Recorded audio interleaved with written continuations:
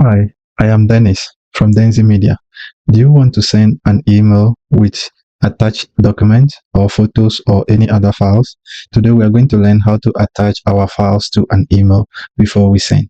So let's get started. Just like we learned how to send an email the other time, you have to click on Compose and then you type your recipient's address.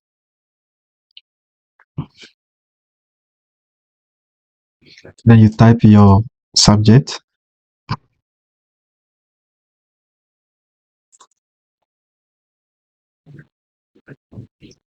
Now you type your message.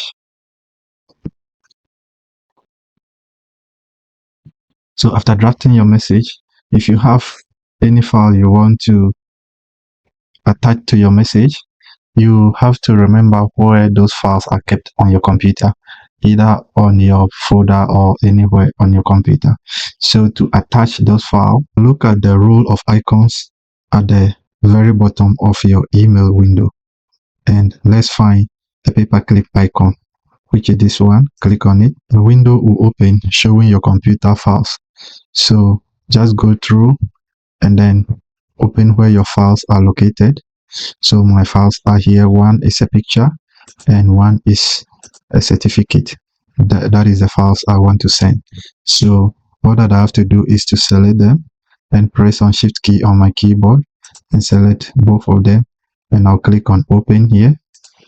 Then these files will be attached to my email. Now when I hit on the send button here, the files and the message will go to the recipients at the other end, and he or she can now download or open them at his or her end. Let's open on the send box and see. We see that the message has been sent with the attached files here.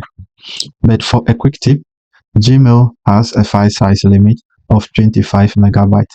So if you want to send large files, then you have to use a Google Drive. I will cover that in our next video.